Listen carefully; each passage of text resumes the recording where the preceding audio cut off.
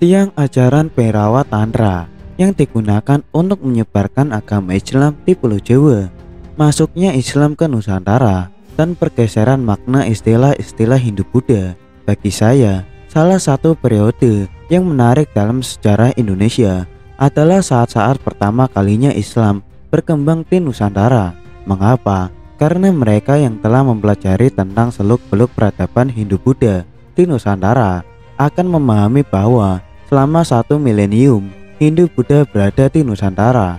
Bila sejarah Hindu-Buddha di Nusantara dianggap dimulai dari saat penulisan prasasti Kutai di abad ke-5 hingga runtuhnya Majapahit di abad ke-15, nafas Hindu-Buddha telah merasuk ke berbagai aspek kehidupan di masyarakat, mulai dari bahasa, arsitektur, tata busana, hingga ke tradisi-tradisi. Sulit membayangkan, apalagi bila kita hidup di masa keemasan era Hindu-Buddha di Nusantara, bahwa masyarakat yang beragama Hindu-Buddha itu di kemudian hari secara berbondong-bondong akan berpindah ke keyakinan baru yang memiliki corak amat berbeda dengan keyakinan sebelumnya dipeluknya Islam oleh mayoritas bangsa Indonesia seperti saat ini.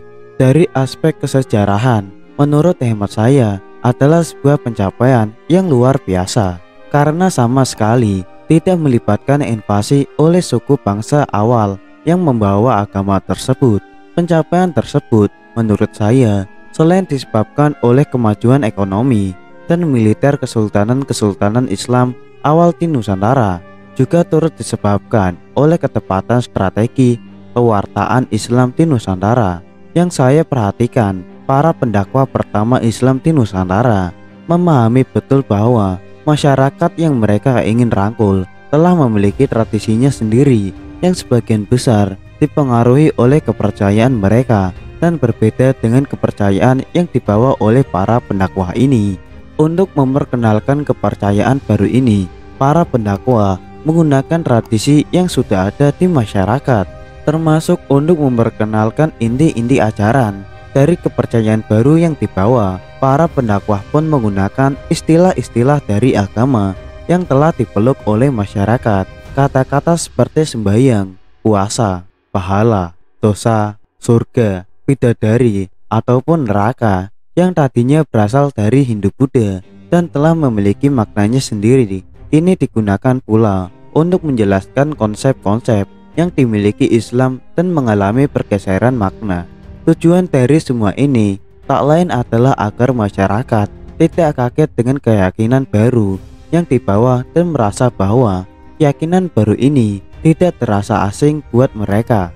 Di antara pergeseran makna ini terjadi pada ajaran Malima, disebut juga Molimo, yang kini dikenal luas oleh orang-orang Islam di Jawa. Namun sedikit diketahui bahwa sesungguhnya ajaran ini sebelumnya berasal dari Hindu-Buddha, khususnya aliran Tantrayana. Mengenal Tantrayana dan ajaran Malima, agama Hindu dan Buddha meyakini bahwa selama manusia lekat dengan kebutuhan dan hawa nafsunya, ia akan terus-menerus terlahir ke dunia ini setelah kematiannya atau reinkarnasi dan mengalami kesengsaraan-kesengsaraan yang merupakan ciri utama kehidupan di dunia ini. Tujuan yang harus dicapai oleh manusia menurut agama Hindu dan Buddha adalah lepas dari segala kemelekatan supaya manusia tersebut bisa moksa atau menyatu dengan Tuhan dalam agama Hindu, atau mencapai nirwana dalam ajaran Buddha setelah kematiannya dan tidak terlahir lagi ke dunia ini. Baik agama Hindu dan Buddha menawarkan caranya masing-masing supaya manusia bisa lepas dari segala kemelekatan. Meskipun cara-cara yang ditawarkan kedua agama tersebut pada dasarnya sama-sama berlandaskan pada pengendalian dan pengenyahan hawa nafsu. Meski demikian, dari sekian banyak aliran dalam agama Hindu dan Buddha, ada aliran yang meyakini bahwa manusia tidak perlu menunggu mati dulu untuk mencapai moksa atau nirwana. Moksa atau nirwana telah dapat dicapai sejak manusia berada di dunia ini, bila manusia tersebut menjalankan praktek-praktek tertentu yang umumnya melibatkan aktivitas fisik. Aliran yang meyakini hal tersebut adalah Tantrayana. Secara garis besar, Tantrayana dapat dibagi dua, yaitu yang moderat, disebut juga Daksina Sarin, dan ekstrim, disebut juga Vamasarin. Tantrayana yang ekstrim, uniknya, pernah memiliki pengikut yang kuat selama peradaban Hindu-Buddha tumbuh subur di Nusantara. Para pengikut Tantrayana yang ekstrim ini meyakini bahwa moksa atau nirwana dapat mencapai dengan melakukan pancamakara atau dikenal sebagai malima atau molimo, alias 5 hal perawalan ma oleh para penganut Hindu-Buddha di Nusantara, yaitu mamsa, memakan daging secara berlebihan termasuk memakan mayat; matsya, memakan ikan secara berlebihan; madhya, bermabuk-mabukan; maituna, bersenggama dengan lawan jenis secara berlebihan; mudra, melakukan sikap tangan tertentu ketika meditasi. Di era Hindu-Buddha, para penganut tantra ini akan berkumpul di gesedra, kuburan atau lapangan tempat masyarakat meletakkan mayat secara sementara sebelum dibakar.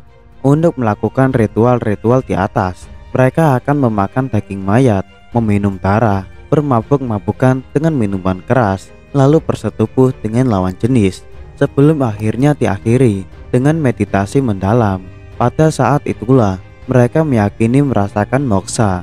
Para penganut aliran ini meyakini bahwa moksa atau nirwana dapat dicapai melalui meditasi setelah sebelumnya membuat letih panca indera melalui ritual mualima oleh para pemeluk agama Hindu-Buddha. Pada zamannya, para pengikut tantra ini cukup ditakuti. Dari kajian arkeologi, diketahui ada beberapa raja di Nusantara yang mengikuti aliran tantra ini, seperti Kertanegara atau Singosari, Aditya Warman, Pagaruyung Hindu, dan beberapa raja di Bali. Pada saat itu, sejarah berhasil mencatat bagaimana salah satu raja tersebut melakukan ritual Tantrayana. Diceritakan bahwa ketika tentara Kediri menyerbu keraton Singosari, mereka menemukan bahwa Raja Kertanegara tengah tidak sadar karena makan-makan dan bermabuk-mabukan bersama para pengikutnya. Padahal di saat yang lain, prasasti yang mencatat bahwa Kertanegara adalah raja yang mendalam pengetahuan agamanya dan taat beragama. Banyak ahli sejarah senior seperti Sukmono yang meyakini bahwa sesungguhnya Raja Kertanegara pada saat itu tengah melakukan ritual Tantrayana.